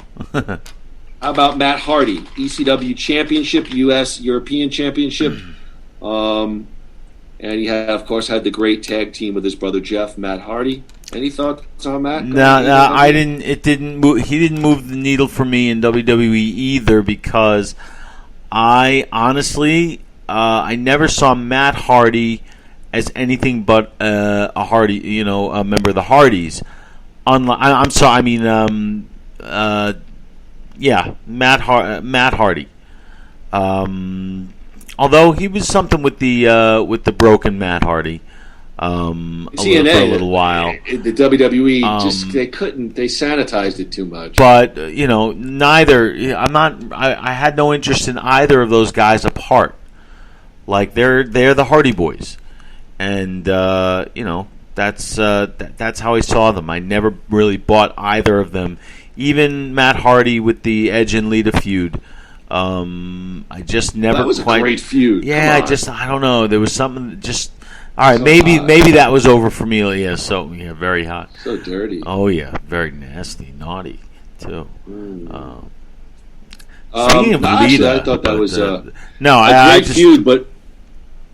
I think for me, Matt Hardy, the expiration dates. He's been through too many wars. I feel the same way a little bit with Jeff Hardy. I mean, it's just tough watching these guys. At least Jeff's a couple of years younger. I wish Matt well. I thought the broken gimmick. That was the one time I watched TNA. I watched all that stuff on YouTube. Thought it was brilliant. And of course, the WWE.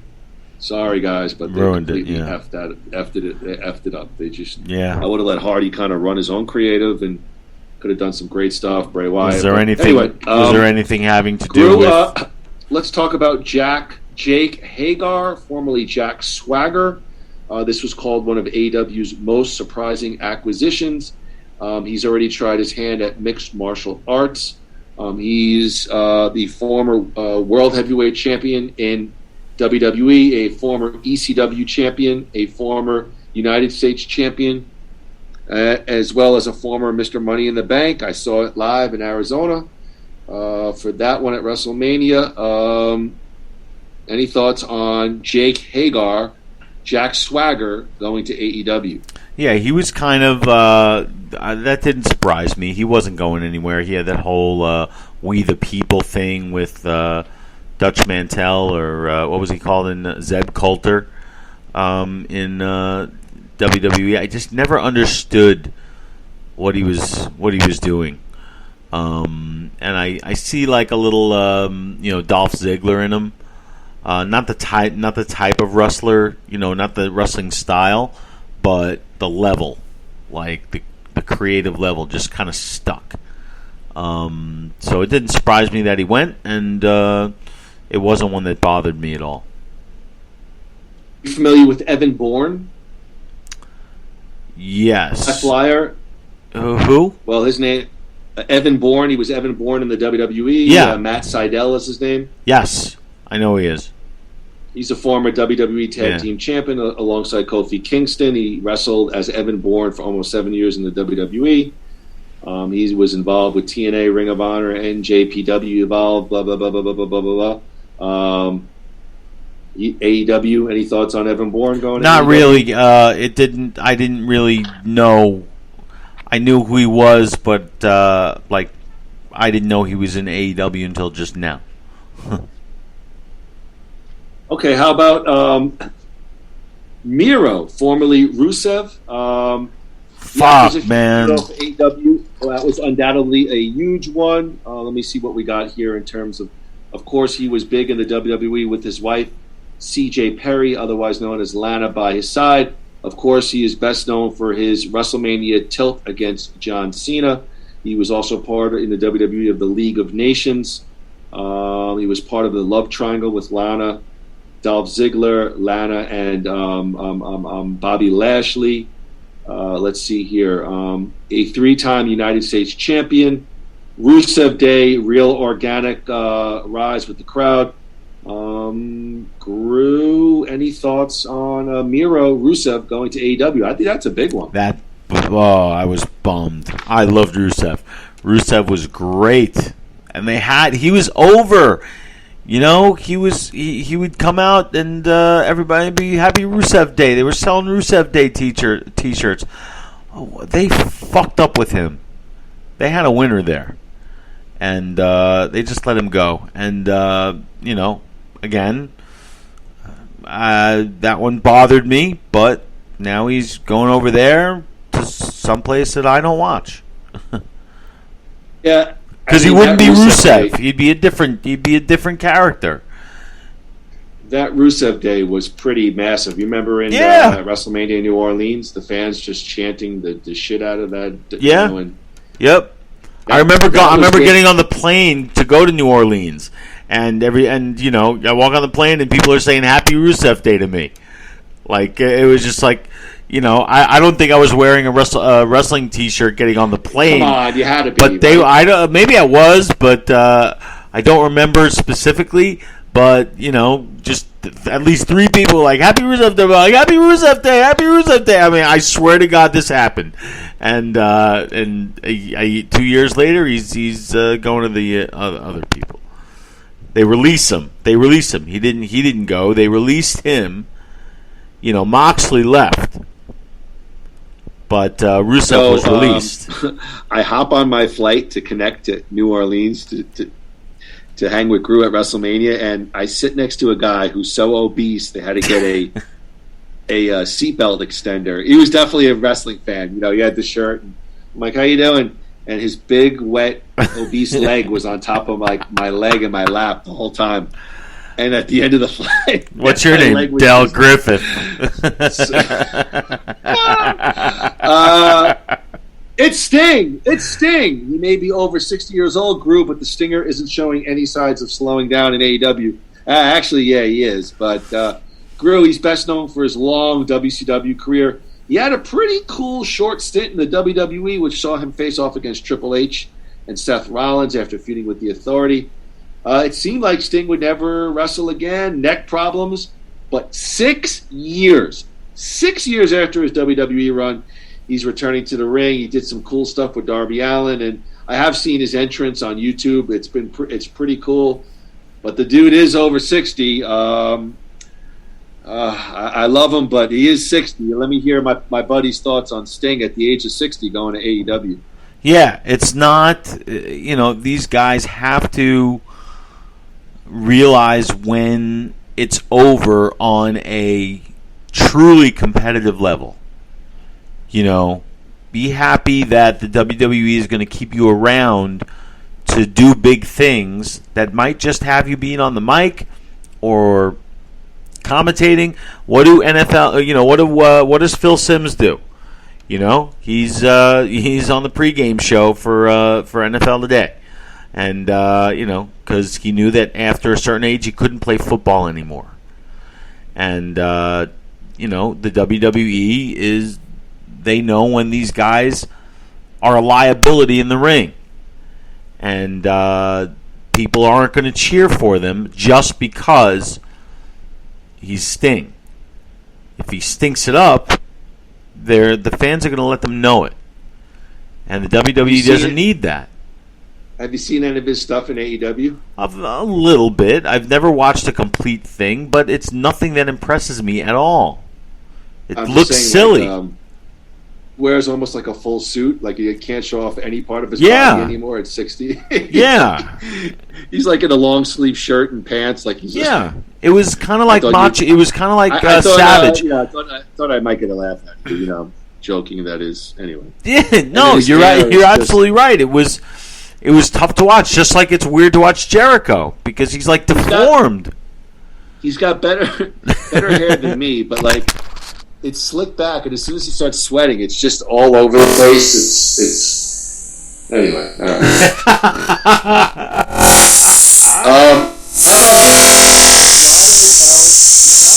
Andrade in the WWE. He was a big-time NXT star. He was called up to the WWE where they paired him with Zelina Vega, and they did like a third-generation lucha gimmick. He captured the NXT Championship from Drew McIntyre. He got a 5-star match review from Dave Meltzer when he defeated Johnny Gargano at NXT TakeOver Philly. He got a main roster debut in 2018, and Andrade was lost somewhat in the shuffle. They tried to tout him as the next Eddie Guerrero or Rey Mysterio. He did do a faction with Angel Garza and Austin Theory led by Zelina Vega, which I thought was kind of cool, but they kind of pulled the plug on it kind of quick. Maybe he's just best known as being Charlotte and Flair's boyfriend. Groo, do you remember Andrade? Any thoughts on Andrade going to AEW?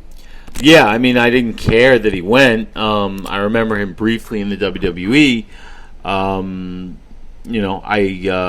remember it being a headline, and then by 10 minutes later, I'd forgotten. Yeah.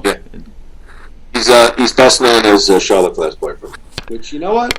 If that's what you know for in life, I mean, God bless. Have you seen what she looks like? You're damn right. Oh, Mama Lushka. I cry no tears for that guy. Not 1 ounce of fat on that body. Unzip. Zoop. Anyway, okay. Getting a little punchy, guys. It's late. How about Aleister Black? Now it's 11:15 for me. It's only like 1976. Are you kidding me? I'm going running after this. I'm going for 5. No, I'm joking. Let's see, Aleister Black, the former Tommy End. That was his gimmick as an independent wrestler. This one kind of surprised me. He's a former NXT champion, and then as soon as he got moved to the main roster, he had initial surge, and then he kind of fell back. They paired him up with Buddy Murphy. They had him lose an eye similar to Rey Mysterio during storyline. Best known as Zelina Vega's husband. I liked his presentation. I liked his gimmick, but he's gone too. Aleister Black, now known as Malachi Black in the WWE, he's going to AEW.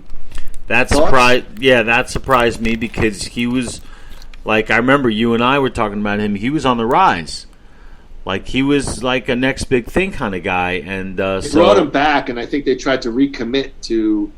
So I think what happened was Paul Heyman was running creative in SmackDown, and Heyman tried to reestablish some of these young guys, and they got rid of Heyman, and they pulled the plug, like Andrade, Aleister Black. I know that these were some of the guys that Heyman was trying to push either on Raw or SmackDown, whatever shows he was. I think he was working SmackDown. with. And that was it. Yeah, well, look, when your biggest advocate goes, so does your clout. So I guess, but it didn't bother me. Was he the guy who was a Dixie? No, that was Velveteen Dream, right? The guy who wouldn't shake your hand? That's the guy, yeah, they cut him. But yeah, well, he was accused of, diddling or being inappropriate with youngsters, actually, underage. Oh, hey now. Yeah. If you look at our monitors, Velveteen Dream was at a snuggle party in New York City. And, some weird. Oh wait, this camera's on. Yes. Anyway, you know what? It was kind of cool. The one thing Aleister Black did do. So in storyline WWE, he had like his eye like knocked out, and he went to AEW and he put like a black contact lens and had like ooze, like he did like an eye gimmick, kind of continuing the WWE. Yeah, I thought that was no. All right. Yeah. I don't need them to get gory and shit. That never. Only Papa Shango could do that. Any thoughts on Paul White, aka the Big Yes, World yes, fucking athlete? future Hall of Famer, and you're going to like. Like, let me give you his quick resume. 20-year WWE career. He did it all. 2-time WWE champion, former ECW world champion, 2-time world heavyweight champion, intercontinental U.S. hardcore tag champ. He's a Grand Slam and Triple Crown winner. But certainly he's had a lot of pushes and a good guy heel. Maybe some devaluation along the way. But Paul White, the Big Show, Groo, he's in AEW. Now, did he leave or was he released? Yeah, he left. He left. I don't get it. He had a job for life in WWE. They loved him. You know, he might not have been at the top of the heap, but he could always be in the mix if he wanted to be.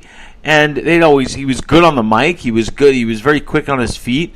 You know, he's a very talented guy, loyal guy. And I guess, you know, these guys have an urge. Do you think it's a money thing, or do you think it's just the urge to be in the ring? Because if it's just the urge to be in the ring, let him do some side gigs, on some independent promotions, but and let him keep his day job. If it's, you know what I mean? I think like Big Show. I don't know if I have Mark Henry in here, but Mark Henry's another one. I think they're similar. That doesn't make sense either.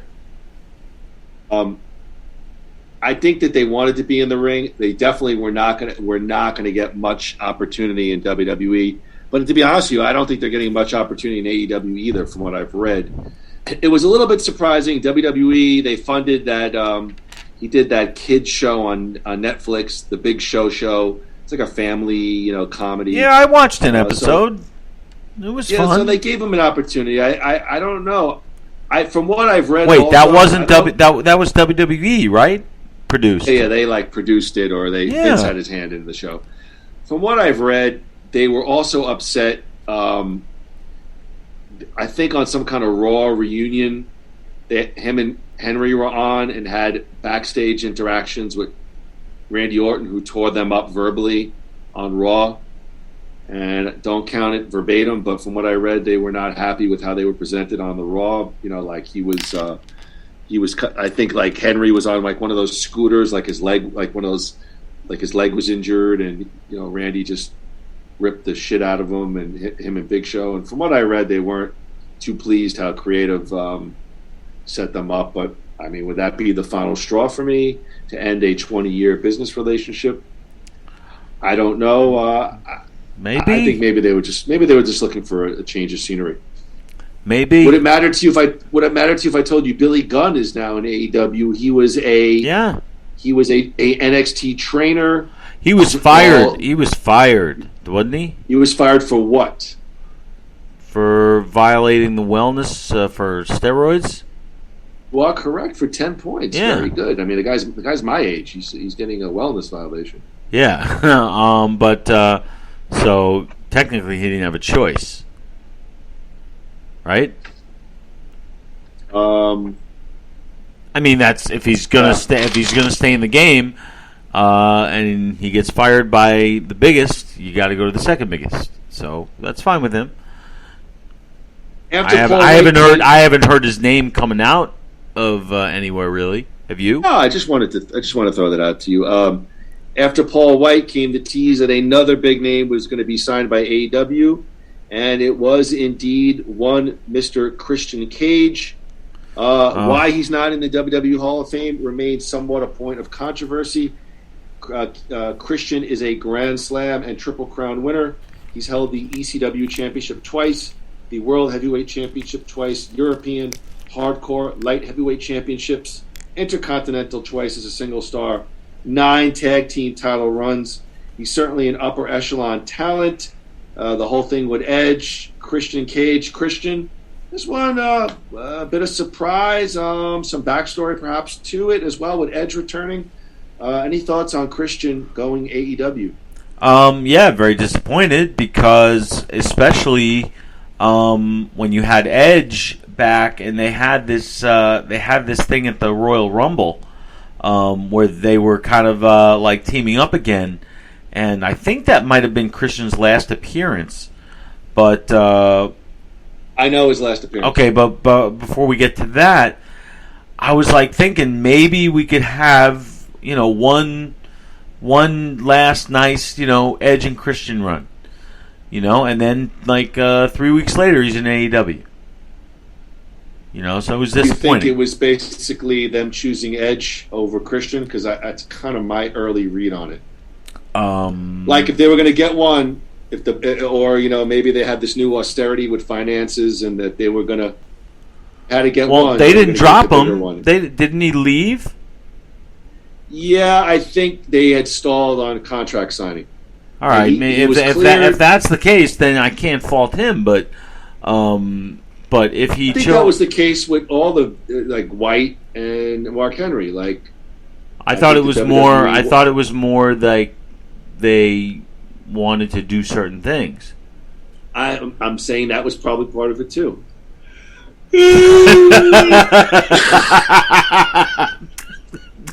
Well, you guys on the last of the Action Heroes Podcast Network, what are you missing? This kind of scintillating broadcast journalism.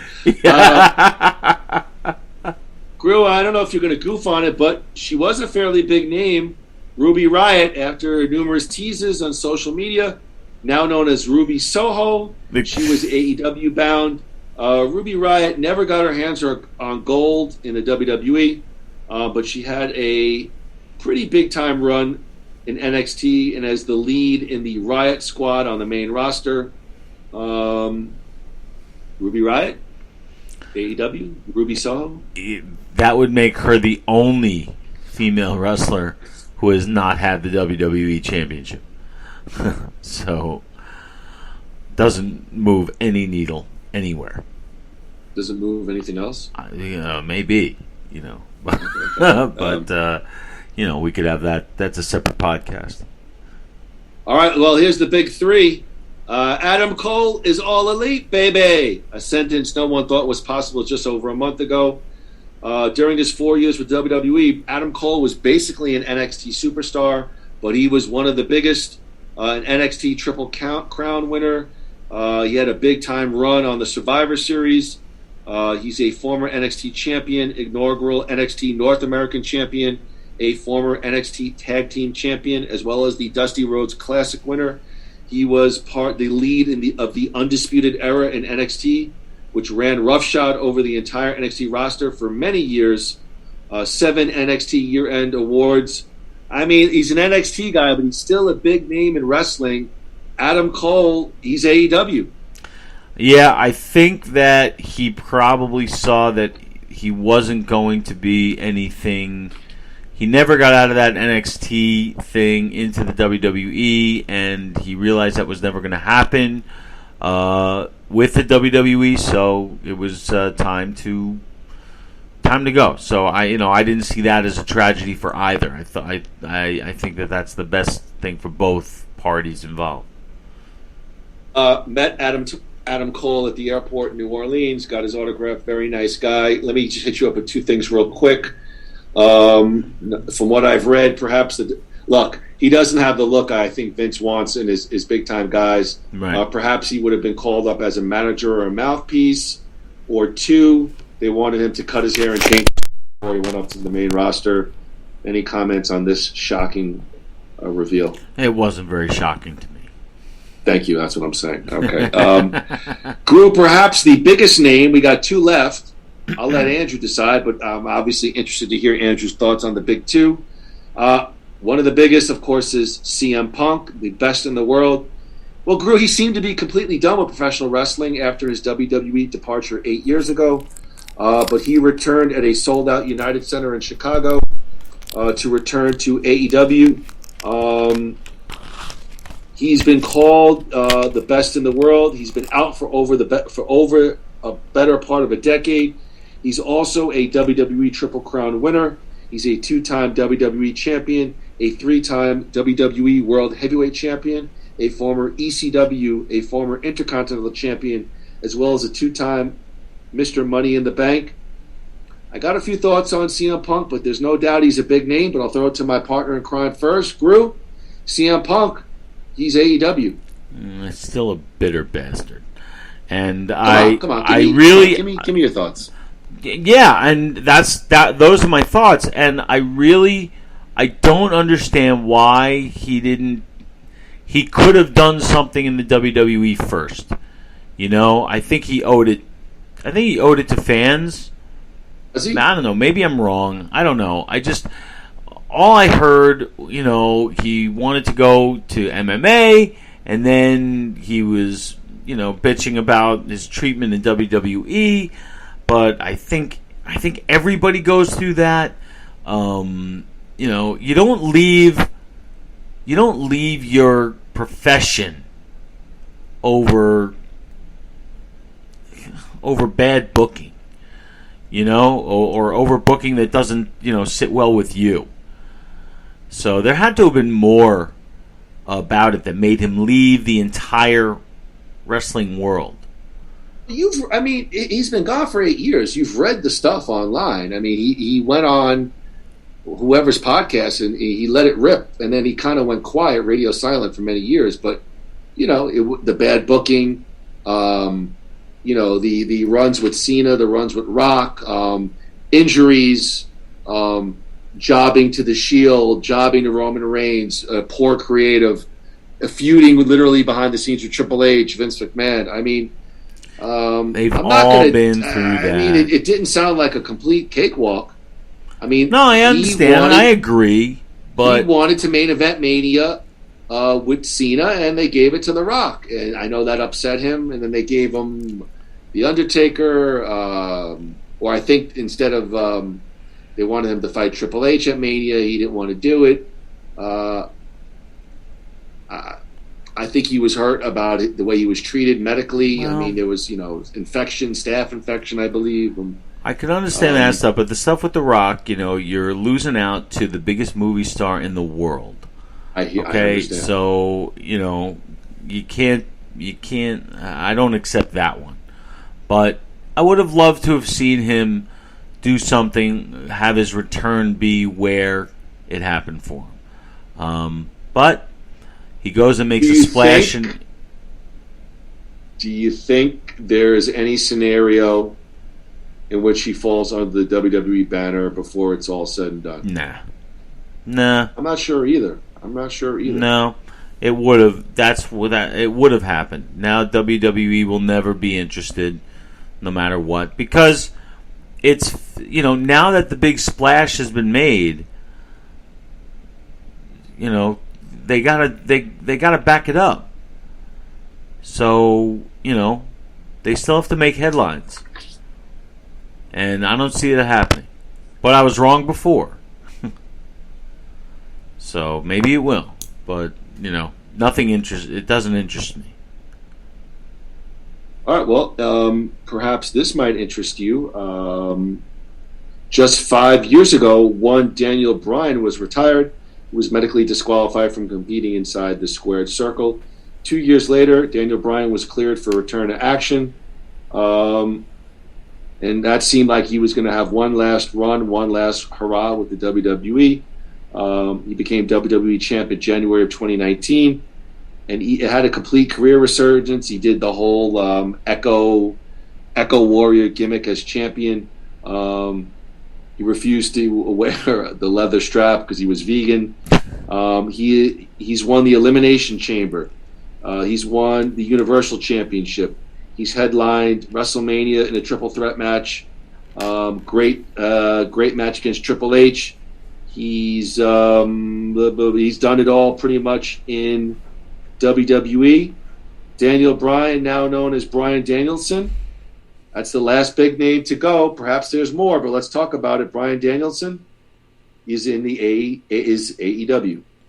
Fuck him. Really? Wow. Fuck him. This is bullshit. He's headlining 6 months before. He's headlining WrestleMania, and then he's gonna go to AEW. Like, thank you WWE, thank you WWE. I will take you home. Gonna carry you back home. Did you see his thank you on like the Yes, I saw it. Yes, don't give me that bullshit. Come on. I mean, he left after he got what CM Punk didn't get that made CM Punk leave. So, I don't get it. Can I ask you a question? What? Come on, all joking aside. Yeah. I'm a little bit surprised. You seem a little harsh. Yeah, I offended? am. I mean, isn't that the American way where you can go for greener pastures? I mean, I don't disagree with some of your thoughts. I mean, but fuck Daniel Bryan because he chose to ply his trade somewhere else. I mean, I'm just curious. I mean, you don't have to take it back. I'm just curious. No, I don't take it back. There. I don't take it back. I'm trying to think of an analogy. I'm trying to think of an analogy, and it's kind of tough. It'd be like someone leaving Law and Order to go to CSI. Something okay. like that. Oh wait, now I get it. No, I'm joking. What is your thoughts of? Since people may not be aware, Bryan Danielson posted a big apology article, so to speak, on SportsIllustrated.com. He was very, very appreciative of the WWE and, quote, will not badmouth him, not badmouth Vince McMahon. Of course, kind of got some flack for the AEW fan base that wanted him to spill the dirt and the tea on his former employers. Is that classy move, soft move, a little bit of both? What do you think? Because you seem to reference it earlier. That's like the father leaving home and telling the son, "I still love you, but I'm never going to see you again because I'm running away with this broad on a motorcycle." That's the same shit. It's like yes, I love you, but don't call me. Like that. That's what it is to me.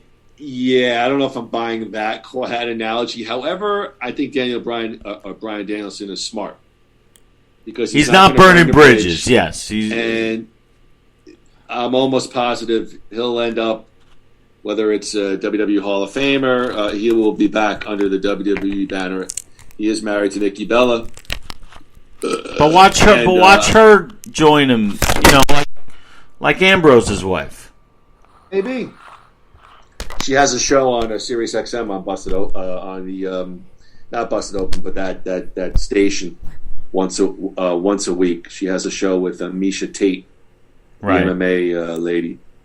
They talk wrestling and MMA. I'm surprised. Am I interrupting something? We got 2 minutes left in the show. What are you doing? No, the microphone keeps falling. Son of a gun. All right, look, Andrew. We got to get you to bed. No. Wake up in 20 minutes. Let me ask you a question. We went through all these guys, AEW, WWE. The world is dying to hear your prediction, or where do you see this going the next year or two, AEW and WWE? I see it kind of stagnant. I see it. It's gonna be what it's been for about a year. I think AEW, it's got some heat. It's producing good product, from what I understand. But it's like when I was a Chicago Hope fan, as good as ER was supposed to be, I wasn't watching ER. But I think it'll be what it is now. It'll be. I don't think it'll be a war. I'm trying to think of the one name that would move the needle, and I know what it would be. I know what it would be for you. It'd be Roman Reigns. That's the only one. That's the only one. I would watch if Brock Lesnar had shown up there. I would have watched. Okay, but fine. But Brock's not even a full-time guy. So that's true. I mean, that's true. And Brock's already 48. His better days are behind him. It goes to show you the lack of superstars. On the last podcast, I said AEW is positioning themselves to have a much more complete roster. They could have a really solid 8-match, 9-match show. I think they are going to run into a couple of problems. There's only so much TV time, and they've added a lot of names. So people will get disgusted. At some point, people are going to feel there's already Brian Cage, who's a big guy from TNA that went over there. He's a guy that WWE might target. His wife came out on Twitter, and I don't like the way my husband's being booked. There's only so much time you can afford, afford everybody. I just saw a comment today that Eric Bischoff said, if AEW is going to sign Bray Wyatt, you need to keep him off television. Keep him off television for 6 months. Let some of this heat die on some of these other guys, because if you introduce him soon, he's just another big name cat that you're bringing in week after week. And like Andy said, there'll be an initial bump, and probably things will kind of fall back into place. To Andy's comments about stat, go ahead. I'm sorry. But what do you do with a Bray Wyatt? Do you keep the supernatural shit that If I'm a company interested in Bray Wyatt's services, I'm probably going to speak to Bray Wyatt. I think that he had a role in his creative in WWE, and so I don't know. I certainly wouldn't bring him back as the same character. Would I perhaps go a similar vein? Perhaps, sure. I wouldn't do something exactly. I mean, you want to make something your own. But interesting comment from Bischoff, basically saying, "Look, you brought back all these big names, rat-a-tat-tat-tat-tat-tat. You bring back Bray Wyatt, it's just another sort of semi-big name." And I agree with Andy. I think. I mean, listen, I don't foresee AEW taking over. They might get a little bit closer, may not. I think it's going to remain fairly this way. I think the WWE needs to focus in on producing good shows. I've liked what they've done on SmackDown the last couple of weeks, and I like Monday Night Raw. Last Monday Night Raw. Again, I don't watch the shows from beginning to end, but I like the move with Big E as champion. My only concern, I think, would be that AEW is going to get the reputation that it's the place to be if you're a wrestler, and therefore, if you're a big name, you want to go over there. I think there's still the perception is that the McMahons are heavy-handed with promos, with creative, stifling, and I think like WCW, they don't have a foundation. They don't have enough homemade talent. That's what I think did WCW in, but I don't see AEW because there's no. You're right. There is a number one star in Roman Reigns. I'm going to give you that one, but there's no. Thank you, Andrew. You're welcome, but. There's no roster of number ones. There's no, I agree. That's why it'll never, because remember, WCW, bumped up because they got not only the number one star of all time, arguably, but they got a bunch of others to before him. But if they were going to base their product around him, they had a whole bunch to, bump him up, but they had nothing holding that up. There was no foundation. The foundation was getting lost in the shuffle. The foundation was the cruiserweight guys, the middleweight guys, and the home, the homemade guys, and that's what WWE is going with these next NXT guys. They're not stealing from anybody, because there's nobody for them to steal from. No, I agree. It'll be interesting. I want to put a bow on this pretty soon. It'll be interesting. The WWE draft is coming up. From what I've read, NXT 2.0 stars will be moving, perhaps too soon. I think the next salvo in the WWE AEW war is going to be when WWE signs that first AEW homegrown talent, MJF, Darby Allin. Yeah, I think then you'll start to see the pieces pick up a little bit. I think now. Well, that would. Go ahead. Well, remember, when did the WWE start to make its inroads when WCW? They started focusing on their own product, and then remember, they signed the Big Show, Paul White. That was huge. That was like. And that will be their acknowledgement of the other side as competition. It's a great point. And then it'll be on. If it will escalate to WCW heights, I doubt it, because I don't think wrestling is and ever will be popular like that. So that's the only reason that it won't be as intense and as lopsided for so long. That's my last question. AEW, will they be around in 5 years? Yes. Okay. Because they're not. The one thing they're doing that WCW didn't, or the one thing they're doing differently than WCW is WCW was branding itself as the threat to WWE. That was their goal. You could see it, and they talked about it. AEW I don't think really does that. They want to be their own thing, so they'll continue to do that. They're not going to counter-produce. WWE is going to counter-produce, but they can do that. WCW wasn't really in the position to do that, and they did it anyway. That's why they only really lasted, as a competitor for really 2-3 years, which is not a long time. So yes, I do think AEW will be around in 5 years. Well, look for Groo and I at the AEW All Elite pay-per-view. We're going to make a new... No, I'm joking. We did go to that one Nitro. We did, and it was horrifically bad. To show you how bad it was, we left at the end, and the two people in the ring, do you remember who they were? The Hogan and Ultimate? Yep. And we left. That's how bad it was. Well, they were in. No, it was Ultimate Warrior came from the rafters. So, and we left. That was in Miami. For us to leave with those two in the ring, it's got to be really bad. Yeah, for you to leave, you were in probably Hulk Hogan fever. Oh yeah, we. It's not like we stormed out. We had worked. We had worked the next. Well, you had work. You had work the next day. I know. I'm so upset we left Van Halen early. Now that I look back on it, it's like my biggest shame. I suck. I was complicit. I was just as complicit. All right, I appreciate it, but appreciate you bailing me out. Groo, look. Speaking of music, in honor of today's podcast, let's play. You want to play real quick the covers game? 3 songs. Yes, I do. All right. Here's the first one.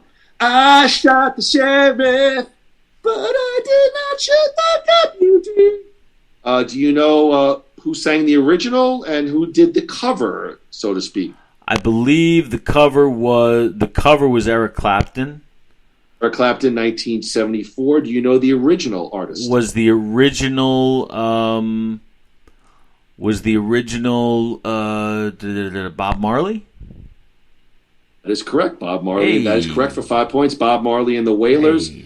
1973. Clapton did the cover just 1 year later, 1974. Yeah. Pretty good stuff. Awesome. All right, how about this one?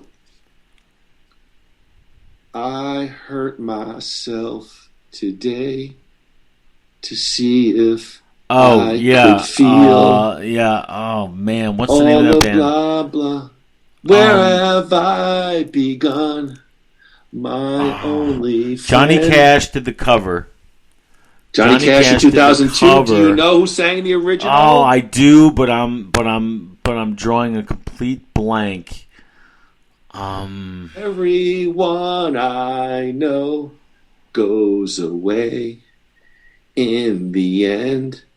Why am I thinking Alice in Chains? But you're kind of in the right category. You're in the right vein, somewhat. Oh man, you're good. You're good for not.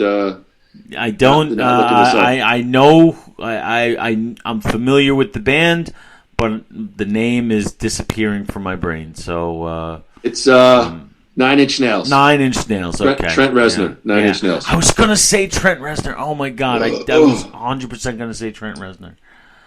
All right, last one. American Woman. Yeah, that's the American Woman. The cover was Lenny Kravitz. Lenny Kravitz, 1999. Yeah, and the original was Led Zeppelin. No. No. No, you were so confident. I thought. Wait. It's not Led Zeppelin. No. Why'd you laugh at that though? He was like, "You're like, oh, Led Zeppelin, like so confident." I thought. For Am sure I you were way gonna off? it out. I mean, you'll know the name of the band. They're like a B-level classic rock band. They're not A-level. British or American? I think they're American. I don't know. Heard of the Guess Who? The Guess Who? Yeah, the Guess Who. 1979. The Guess No, Who. I have never. And then Lenny Kravitz did it in 99. Are they? Are they a one-hit wonder? Is that their one? I think they maybe had one or two other hits. I don't know. I have never heard of them. Oh no, I'm thinking of Grand. Oh no, I've heard. We're Yes, an I have heard of them. Band. Yes, We'll come into your house and then. The Guess Who. I would never have known pull your that. Panties down. We'll pull your panties down. We're an American band. I would I would never have known that though. I know who they are, but I would have never have gotten that. No. Listen, Groo, my throat's on fire. I think I have COVID. I got to go to bed. I'm joking. I don't. Thank God. Groo, let's hype it up. Our next show, it's a first. Moody and Groo are heading north to Canada to the Last of the Action Heroes podcast network for our new podcast endeavor. We've already talked about it. Nothing Worthwhile presents Van Damme It, a podcast about Jean-Claude Van Damme. Groo will take a gander at 1986 No Retreat, No Surrender. Groo, excited for a new podcast adventure?